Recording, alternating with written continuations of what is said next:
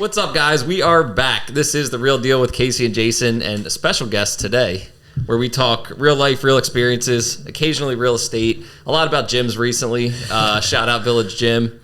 And kind of brings us to our guest today. Brad Logue. Is that how you say your last name, Brad? Yeah, Logue, yeah. Awesome, man. Like Rogue, but with an L. I like it. Yeah. Awesome. Welcome, man. Yeah, thank you. So I'm just getting introduced to Brad, which is awesome. Jason, you've known him for a little while. Yeah. I mean, probably 6 months, 8 months. Yeah, a couple months. Yeah. I don't know. How long have you been doing doing top tier with like at the Village? It was a year in pretty much November. So, Okay. Yeah, and then that's probably about when I first started seeing you. Right after that, Yeah. So introduce yourself, I guess. Like, you know, we know your name now. Yeah, but, kind of like how, you know, a little bit about your background and then how we got to get to know you, and we'll dive into it. Yeah, so born and raised in Middletown. Went to Appoquinimink High School. So fun fact, first class out of Appo. Cool. So What year was that? 2011. All right. Yeah. A few years younger than Jason and I. Multi-sport athlete growing up, so was always into sports and athletics and working out and stuff. Gave that up when I went to college. So got my bachelor's in exercise science from UD. Yep. Cool. Took a gap year, went back for PT school. So finished with a doctorate in PT, and then while I was there, I got a master's in clinical anatomy and health sciences, I think is what it is. Honestly, it kind of slips my mind sometimes. You know a lot about the human body. Yeah, I like to think so. And then after PT school, I did a sports residency, so kind of get specialized in sports physical therapy. So did that in Middletown, which was cool to kind of come back to. Yep. I mean, I lived in Middletown my whole life, but it was nice to get back into like the high school scene, working with the athletes and stuff like that. And this was where again? This was in Middletown, Premier Physical Therapy in Middletown. Yeah. So I did that for a year, and then kind of just jumped right into the outpatient physical therapy world. So I still, not quite as active in sports anymore.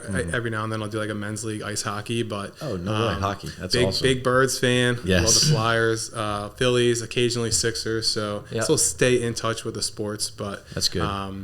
Kind of just really into like fitness overall, health and wellness. So I know Chris always says like drinking the Kool-Aid with CrossFit. So I'm one of those guys. So you're Chris from Middletown. Shout out Chris from Middletown. Second week in a row, probably. Shouted him out, I think. Animal. Animal. That he has not been referred to yet. Yeah. I believe it though. Yeah. I believe it. It's for fitting. sure. Yeah. Well, that's really cool, man. Yeah. So, and what sports did you play in high school? Soccer, ice hockey, and lacrosse. Okay, I got it. Yeah. So the hockey thing like in Delaware in general, is it a club thing or is it like a sport thing? It was club when I was in. Okay. I think it was always club, and then actually I think it's been kind of like trailing off a little bit. Ladybug. It just hit me. No, you're good. It's good luck. Maybe it's a fly. That is a fly. Yeah. Whoops. Got to clean it up around here. Yeah. So it was club, and then they kind of transitioned to like, each school would have their own team, and now it's sometimes I think the schools will like intermingle. So you might have like 3 high schools on like one a St. team. Mark's and a Newark or something, something like that. Yeah. Okay. Got it. But it was fun. Yeah, it's good stuff. Yeah. Talk about a lower body workout, man. Oh my God, hockey players probably have insane legs. So the thing with hockey was there was no amount of off-season training that would prepare you for skating. Yeah. Like the only way to get in hockey shape is to play hockey. Yeah. So there's things you can do to help, but it is one of those, like, it's pretty unique. Like, you can't just go out and run. Or It's like you have to skate because it is so demanding. That's I awesome. feel like football was like that too. I mean, you could, like, we ran a lot, or a decent amount. not probably as much as other teams, but like, still, there was no thing like mid-season shape. Mid-season shape was like you could just run forever. Yep. Yeah. And you couldn't just prepare yourself for that. But so born in from Middletown, and then that's how we got to know you. So obviously through the Village Gym, you've been there for about a year. So you run your practice out of the Village Gym. That's your primary, or is that just like awesome. Yep. Yeah. So a little back room, if you're familiar with the gym, it's like where the room where all the spin bikes are. Yep. But it's pretty private. Like, no one really goes back there. A lot of people don't even know it exists. Yeah, I know. Like, I'll take. Brad's like, keep it that way. Yeah. We're gonna knock that wall out, by the way. No, that's cool. Yeah. So yeah, it's like a little like semi-private room. I kind of keep everything in there. So, you know, I have weights and the squat rack and bands and all that kind of stuff. So it is, you know, not that I think people would care to go out onto the gym floor, but just having your own space, it makes things easier. It is nice. I start some of my clients that I don't feel like might be comfortable in a gym setting yet, not in that room, but in a similar situation, like in a side room where they're not like looking around, like making sure, am I doing this right? Is somebody looking at me? So that is important, especially for you, because I mean, like, you're probably dealing with somebody who has been injured, is recovering, is whatever, you know. You can obviously explain that better than I can. And sometimes the history can get a little personal, like when you're asking them questions and it's not really something you would want to ask in the middle of a gym. The members on either side of you. Right. It's rare, but it happens. So I think it's easier for them to like be straight up or like not beat around the question kind of. Right. Right. So like you graduated and then basically started kind of right into your own thing. So I did a couple years after my residency. I stayed with Premier. Got it. And then I slowly transitioned to my own thing. So I started in 2022. I kind of launched it in like August. Didn't really treat my first patient until late October. Then it became like, it started as a part-time gig. And then as I got busier with that, I started cutting back hours at my full-time job. Got it. And then eventually when I felt comfortable with making the leap, then I just went full-time. So it was actually almost like a year to the date, which was kind of cool. That is awesome. I was able to go full-time. So yeah. And what was the driving force behind that? There was a couple things. So I think don't throw anybody no, bosses or whatever. But and I still have like really good relationships with like everyone at my old job. And it wasn't the company. It was just almost the environment that an insurance-based world creates. Got it. That you have to work in. In the insurance world, reimbursement rates are like really low, and they only go lower. So every year they're like proposing cuts. So it's basically you're getting paid less and less for the same service. Gotcha. So reimbursing meaning what you would get as the PT? As the company. Okay. So like as the PT, I just get, you're paid for the most part, I get a salary or whatever. Okay. Yeah. And then the company would get reimbursed whatever the PT bills for the session. But what you bill, you know, so let's say everything is in units. So let's say you bill 4 units. Well, 4 units now you're getting paid less for 4 units now than you were a few years ago. And that's determined by the insurance company. Yes. Largely, right? Yeah. I think it's usually Medicare, and then whatever Medicare does, everybody else follows suit. So they're always trying to cut costs. And when they do that, all the other companies are like, well, if the government's doing that, then we're going to do it. And then ultimately so we can save us money. Yeah. Hurts the companies. Yeah. So it's, you know, any business model, if you're charging or making a little off of any service, you have to do a lot more of that service to be profitable. Which trickles down to the person that you're treating too, as far as like how they're impacted. Exactly. Because you're just cranking out volume to try to make up for that difference. And it's not only hurting you guys, it's hurting the patients for sure. So if you've ever had PT in that setting, you're likely one of a couple patients that PT is seeing at a time. It's a group session. Right. Exactly. Yeah. So not that you can't get people better in that setting. Like I got people better in that setting. I know a lot of really good PTs that are still working in that setting. They're just a product of their environment. So I would imagine if you ask most of them, they would say, yeah, I'd rather see you one-on-one. But I think with the rates going down or always getting cut, it's hard to be profitable. Right. When you see one at a time. And then I think sometimes as companies grow, you have some locations that kind of carry the weight for other locations. So then, you know, this location has to be really, really busy and more than profitable, so they can kind of help buffer the other clinics that are either slower or getting their wheels turning. So I would say I was in one of those like high volume clinics. So you're kind of just like, it's like work, and then your pay just kind of like stays the same. Yeah. So it was a little bit of burnout, and then I always wanted to work for myself. Yeah. I had the idea in my head of like doing a cash-based thing, and then I picked up a book called F Insurance, and it's about just charging a cash rate for PT. So I read that and I was like, all right, yeah, I'm definitely doing this. So I always use like the barbershop analogy. So like if you're a barber and you set your price at one, let's say $20 a haircut, and then you're getting busy and busy and busy, and then you're like, all right, now I'm getting too busy. Well, you can either suffer in it or you can just raise your rates. And one of two things is going to happen. You're going to get less busy but make the same amount of money, or people are going to keep coming to see you and you're going to make more money. Right. So you have a little bit more freedom of like, how busy do I want to be? So in my case, I set my rate so I can see one person at a time. So it's private physical therapy basically. Right. And then if I ever get too busy, I could just raise my rates. So it's a lot more, it's slower paced, it's not as demanding, and I don't need to work as much. Right. So like right now, 1 hour of work for myself was equivalent to 4 hours of work at my other job based on what my hourly rate of my salary was. So that's awesome. It's kind of like no brainer. Yeah, it's like, hey, do you want to make the same right now? Do you want to make the same money and work less? Yes. And then do you want the opportunity to level up much quicker than you would working for somebody else? Most people would say yes. Yeah. So I like that. Overall, what's been your experience with how people feel about maybe that higher rate and the one-on-one as compared to like the old kind of PT world? Do you get pushback from that at all? A little bit. Yeah. So I do get business coaching, and they said you do want a little bit of pushback, because if everyone's saying yes, right, I agree, you're probably too cheap, and if everyone's saying no, then you're too expensive. So this time of year, like holidays, everyone's like, well, like be a little bit more frugal with their money, but it's not as much as I thought it would be. Like it's when you think about the rates, it's like, man, that's a lot of money. Like that's a lot of money to me. So it kind of makes you uncomfortable a little bit. And you're like, so many people are going to say no to this. And then you kind of explain to them, like, this is why it's different. This is why the price is what it is.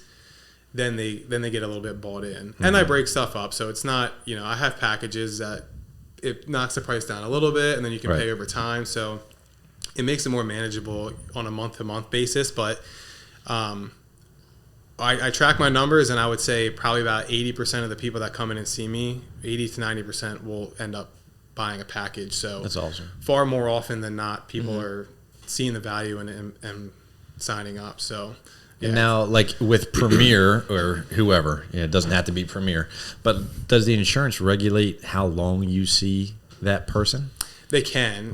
Yeah. And every insurance is different. So there are some insurances, some people have really good insurance, and it's like, I can't believe they're still paying for this. Like, you've been coming here, like, I've seen you like 60 times, and they're still paying. Then you have other insurances where they'll approve small chunks of visits at a time, where they may give you 5 off the bat, no questions asked, and then after 5 you have to resubmit. You have to submit this form to the insurance company that basically highlights the progress that person's made, and then they make the decision. Gotcha. All right, will we approve more visits or not?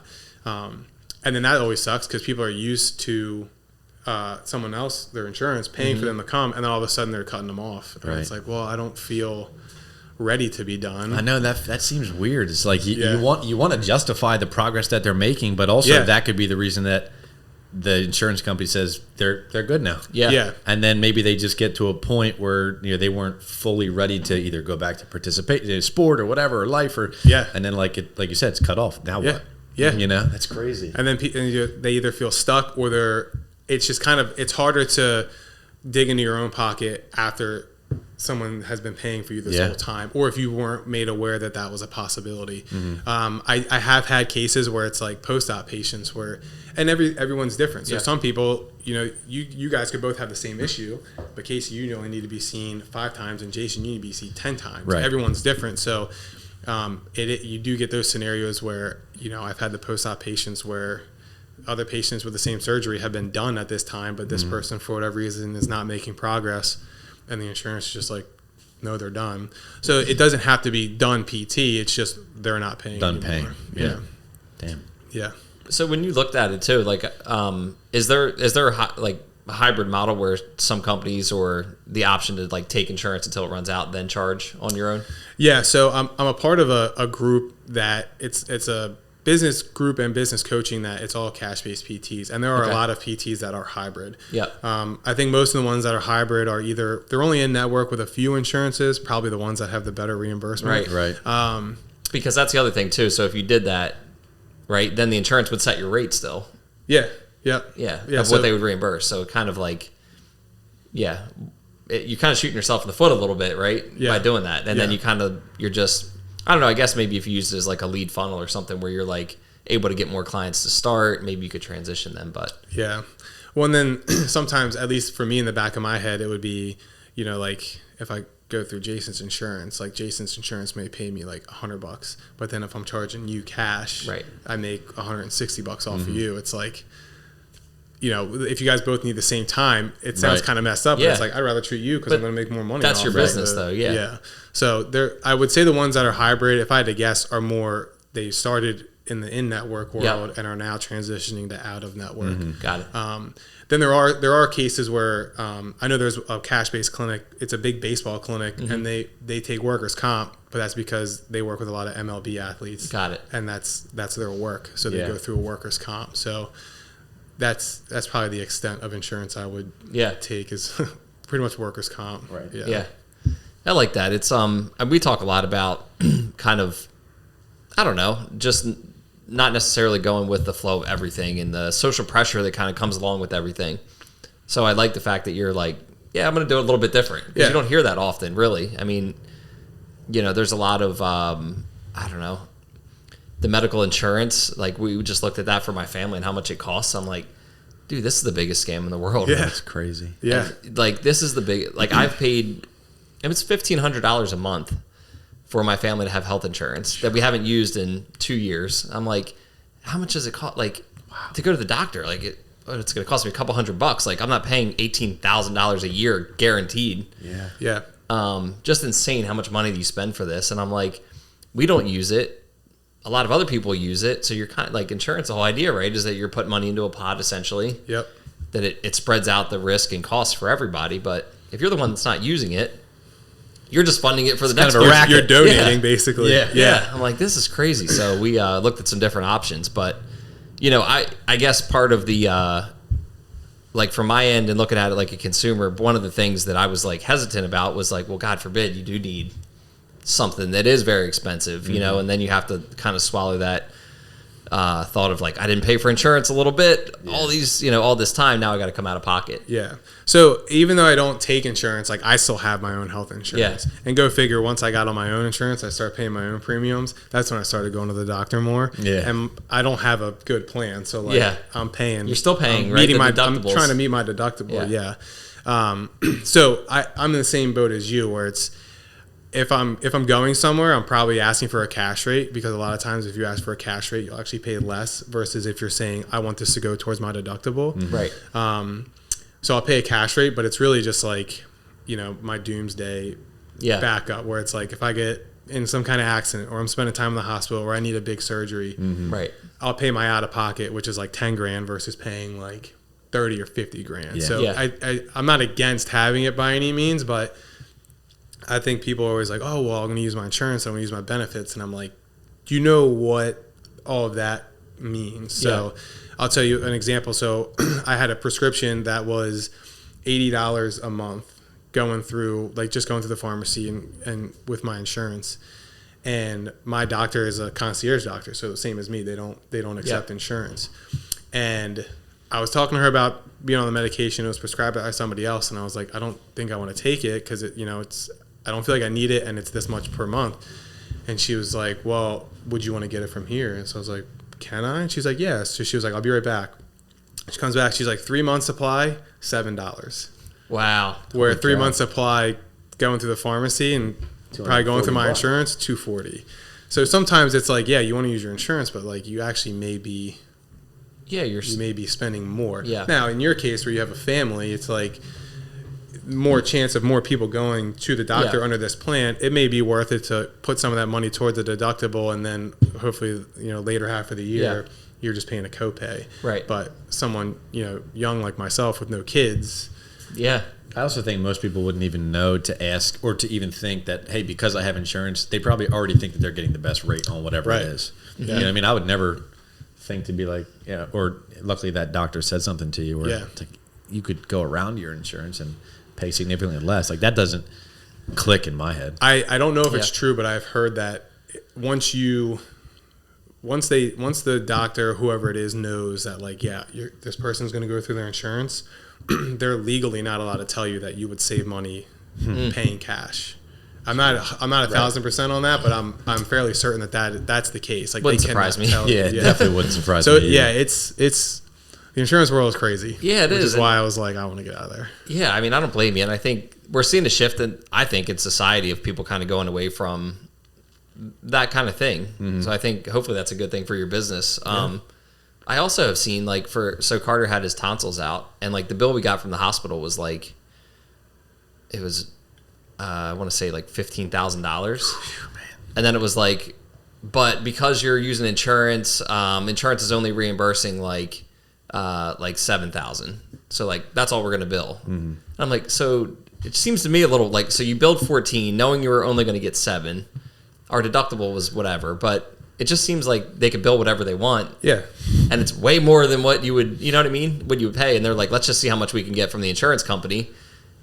It just seems like a complete scam. The more I hear and kind of look into it. Yeah.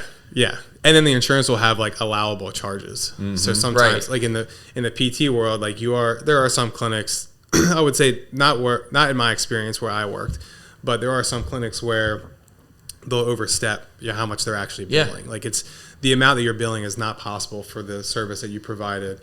For the same thing, like they'll get a portion of that. But the clinics who are doing it the right way and they're billing for what they're doing, sometimes the insurance companies will say, okay, well you billed $200 worth of codes, but we only allow like $95 per session max. So like you're gonna get 95, and that's what we'll give you. Yeah, right? And then you just have to take that. Jeez. Yeah. It's wild. It is wild. I know, it's crazy.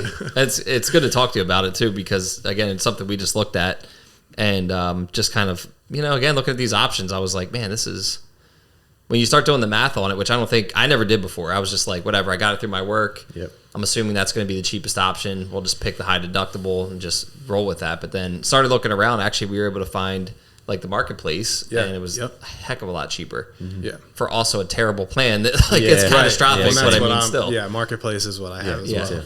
Yeah. Now there are. I mean, so some people, and maybe not so much for if you guys are like you're paying for your own health insurance, but if you work for a company that provides benefits, health savings accounts and flex spending accounts are something that can be very valuable if you are one of those people who, of course, you want health insurance, but you also want the freedom to go seek an out-of-network provider. Right. So, people ask me, like, do you take insurance? I say I don't bill your insurance. Like, if you have a health savings account or a flex spending account, you can still use that to pay. But that's money that you've either already agreed to pay with a flex spending account, or it's money that's already coming out of your paycheck. Right. So, like, once you get paid, you don't even see it because all that money, I believe it's pre-tax. I think it is pre-tax. Has already gone into your bank account. So it's kind of like, it seems like free money, but it's still your money, but it's not probably what you're budgeting off of every month from what you get paid. So that's an option that more people that use that than I thought, which is nice. Cause then it's, when I tell them it's this much per session, but you can use this card, they're like, oh, cool, I'll just use that. Right? Yeah. Yeah. And being pre-tax, I mean, that saves you a good percentage right there. I know you do have to have a certain plan. Yeah, I think to be eligible, like signed up for it or something. Yeah. But I mean, that's another good option that a lot of people, I'll speak for myself. Actually, I didn't know about it until a couple years ago, and then I'm like, oh, I can put money away pre-tax to build up for that deductible that eventually some year I'm going to have to use. So yeah, it's a good option. That's good to know that you could take that as well. Yeah, for sure. Yep. As far as going back to your practice.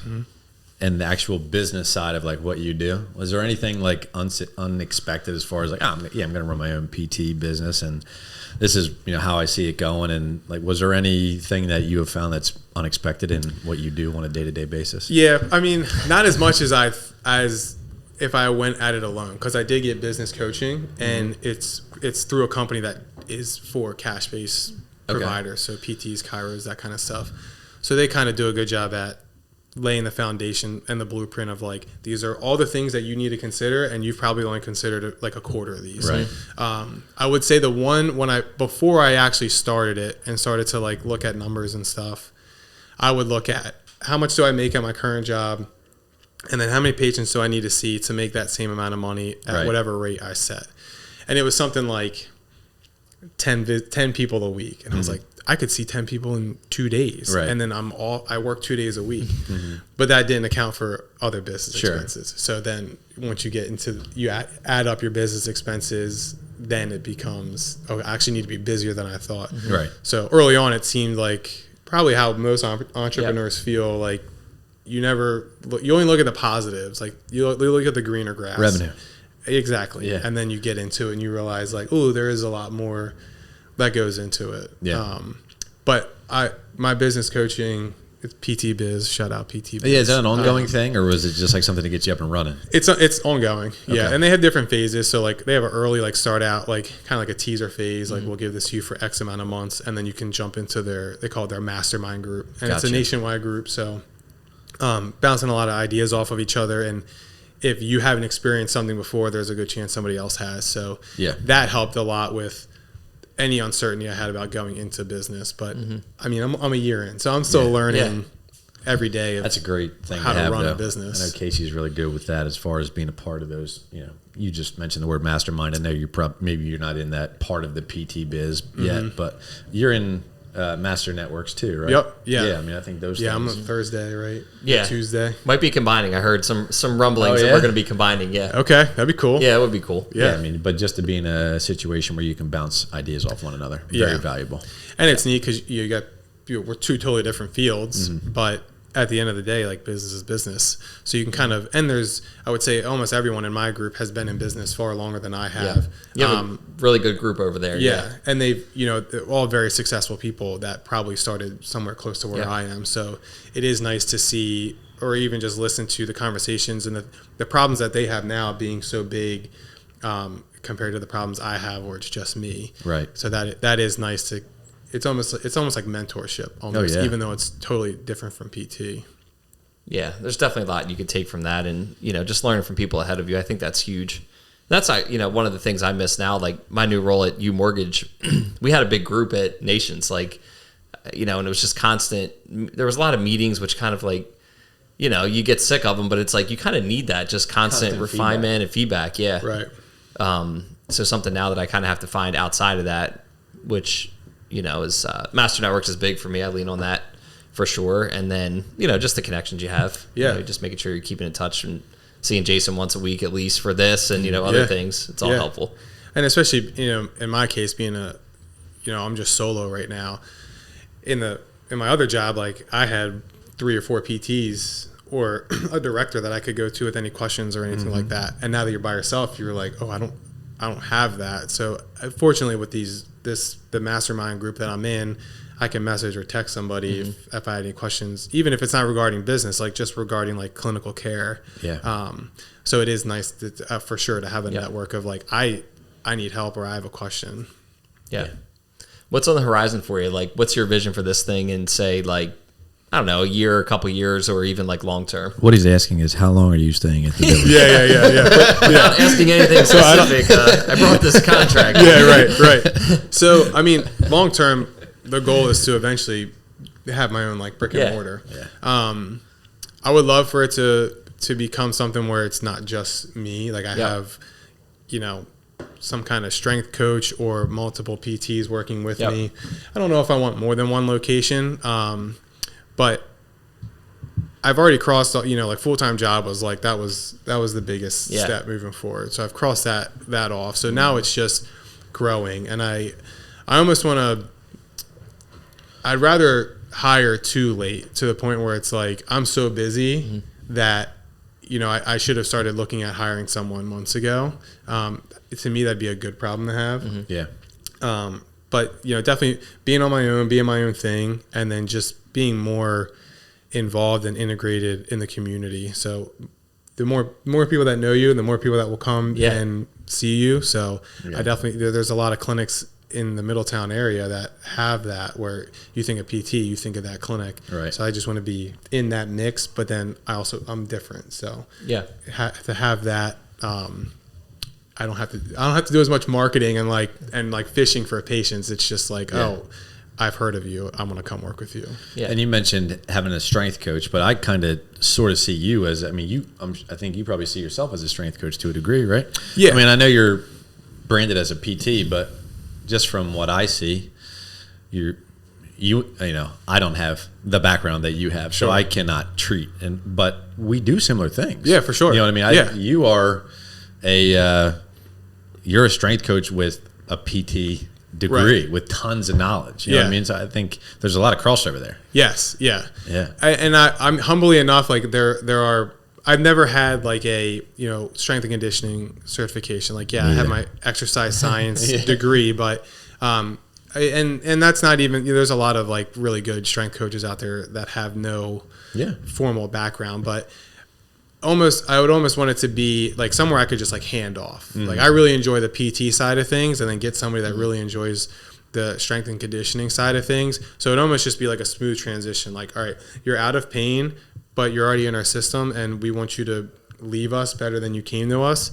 But I don't think you need PT anymore. Here, go work with my strength coach. Right. And then I'm in constant communication with, this is what we worked on with this person, this is what they could continue to benefit from working on, that sort of thing. Gotcha. But yeah, there is, I call myself a performance PT. That's like the popular term for what I do. Where I think that's what I was getting at more than anything. Like as more of a nod to you that like, you're a PT, but you've also got this strength coach feel to what you do. Yeah. Which I think, like you said, works really well together. Yeah, for sure. Yeah. So, who are your ideal clients, or who are a lot of your clients now? Is it mostly athletes that are recovering, or would you say, just kind of give us like a rundown of what your ideal customer is? So it's athlete or active individual. So right now, my biggest clientele is CrossFitters. Yeah. Not that there's anything, not that CrossFit is bad, or that I do. This is calling us up. Yeah, I do CrossFit. It's not that CrossFit is bad. It's just. That's just your network. Typically, it's my network, and there are people that are very passionate about their fitness and being healthy and taking care of things that get in the way of that. But then I'll also get just your average active adult where they're like, I like being in the gym. I prioritize my health and wellness, but this injury is slowing me down from that. And then I would like to get more into the like sports world of, that's what I saw when I was a resident. I saw a lot of like high school, a few collegiate athletes. That's where I really envisioned when I started this. I love treating the CrossFitters, but I would like to also get into like the sports athletes world. Right. But it doesn't have to be like a 16 to 45-year-old. Like I had a guy who was in his 80s, and he was like, I can't put my bike on my truck because it hurts my shoulder, and I like going out for bike rides. So I was like, cool, something is limiting you from being active. Like I can help you with that. Yeah.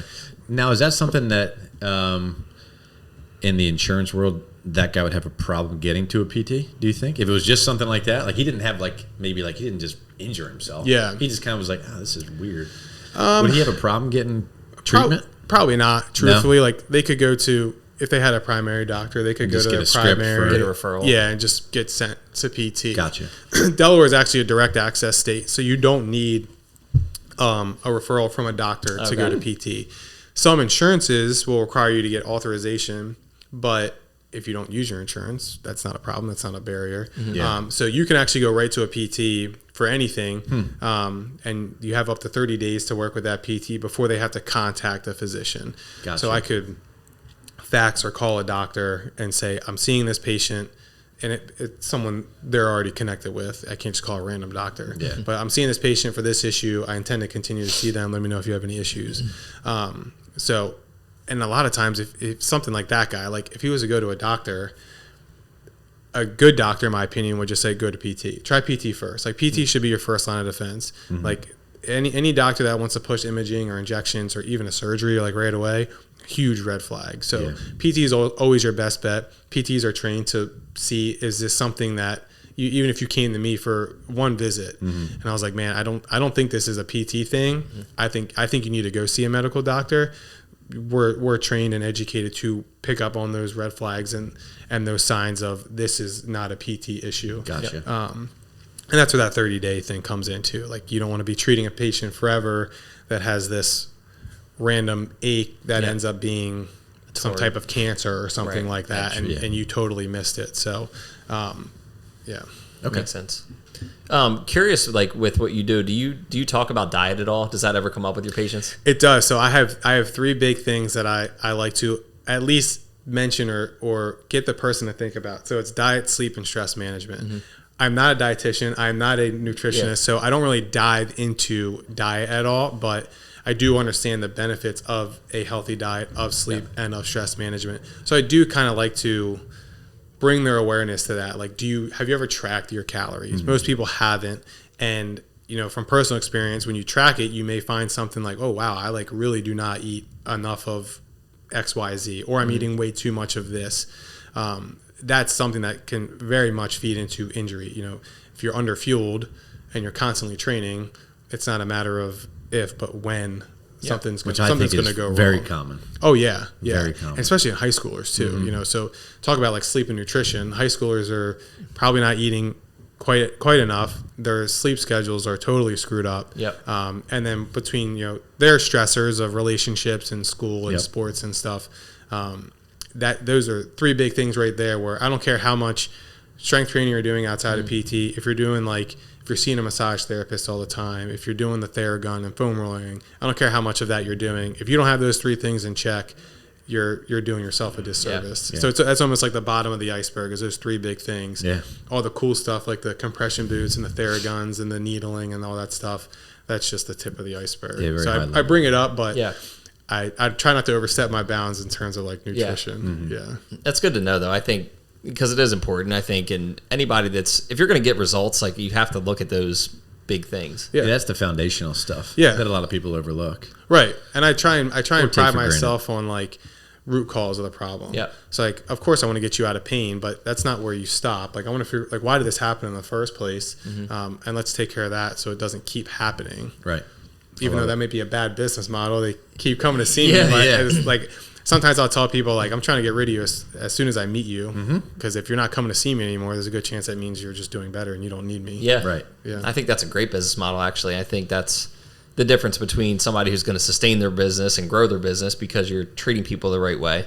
Right. The same with me and mortgage is kind of the same way. Like I've had a lot of people come to me. I'm like, I just don't have the best product for you. Like, talk to this guy. He's got this nailed down. Mm-hmm. And those people are the ones that refer more business to you. Yeah. They'll refer their family and friends. Like, this dude's a straight shooter. Like, he told me not even to work with him. He sent me to somebody else because they have a better program for what I was looking for. But like, that's one of the things that is probably lacking in the world. You know, and just treating people the right way is like, that should be the top of the list. So that was a thing that I started to tell myself. So one of my marketing things is like I would do injury screens and workshops and stuff like that. Yeah, so you do that a lot. And not everyone that comes to that is going to want to sign up to work with you. So sometimes I've only had like maybe 2 or 3 people show up to these injury screens, and it's like, well, what are the chances 2 or 3 of these people are going to want to come work with me?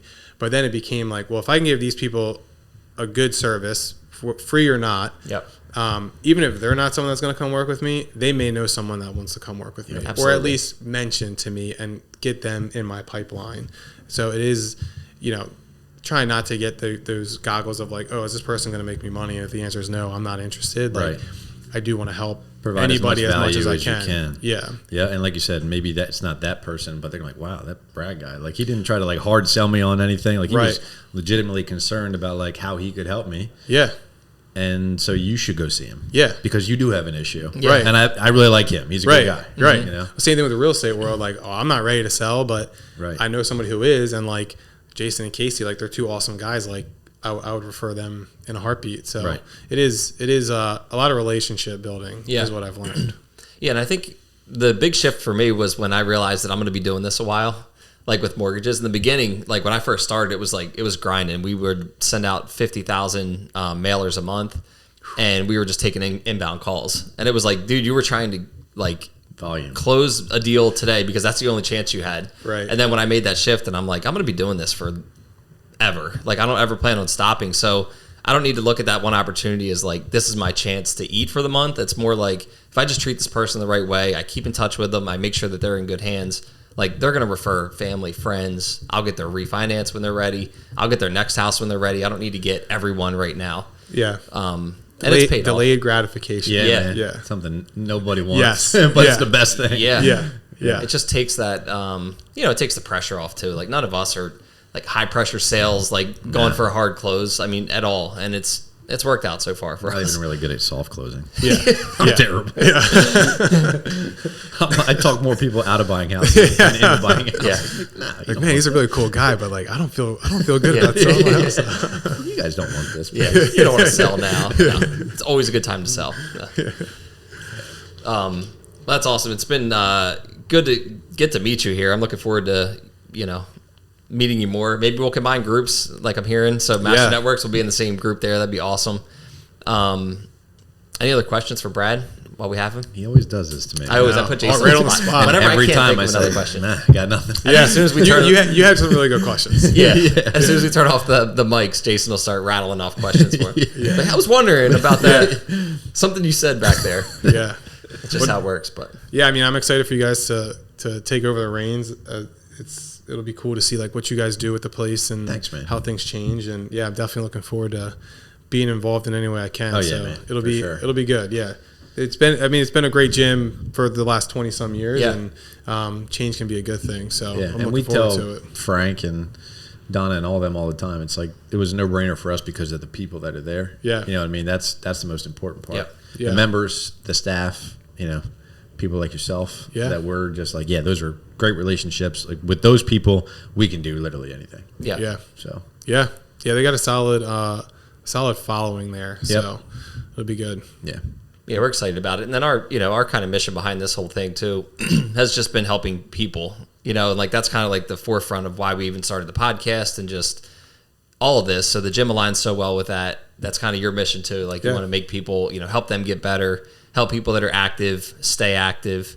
And, it goes so much deeper than just, like that guy riding his bike. Like there's such a ripple effect from helping this guy who's 80 continue to ride his bike, and how his family's going to view him and how just much ripple effect that has throughout the community. So that's the big picture thing that I kind of tell people. And I'm like, why do you want to buy a gym? And it's like, because we really think we can make an impact on the community. I feel the same thing from you. Yeah, of course. And I just think that's like, it's a big goal. It's but we got to start somewhere. Yeah, right. Yeah. Every journey begins with one step. Yeah. That's it. Where can people find you? Instagram. So like Instagram, it's top_tier_PT. Facebook, just Top Tier Physical Therapy. Okay. I'm not on TikTok. Me either. I can't do that. Although it sounds like they make a lot of money, so maybe one day. And then just toptierphysicaltherapy.com is my website, and then connect at Top Tier Physical Therapy would be an email. So email is probably the easiest way to get a hold of me, but if you go on my website, there's links and stuff to get a hold of me as well. Cool. And we actually did get a picture this week. Everyone out there. So we got a picture already. Note. So the first one? We've one done in a while, though. That's First good. one in a while. That's good. It's been a while. Yeah. Glad Frank. to be a part of it. Oh, nice. Frank Nice. next week. So we'll make sure that we pin all your contact information on the YouTube episode, and also we'll make a Facebook and Instagram post so people can just click on the link. But appreciate you having on. Appreciate having you on. Yeah. Look forward to what we can do in the future, man. Likewise. Thanks, bro. Appreciate you guys. See you.